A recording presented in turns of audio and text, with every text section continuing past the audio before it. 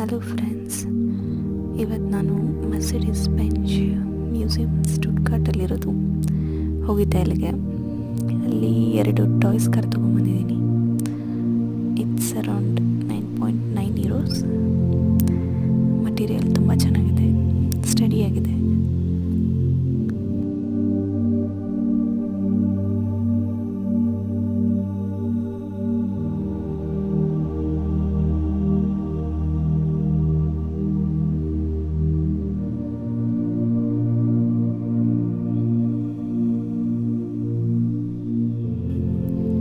Doors open close ಆಗುತ್ತೆ. Next time ನೀವು ಹೋದಾಗ ಕಾರ್ ಬೈ ಮಾಡಿ.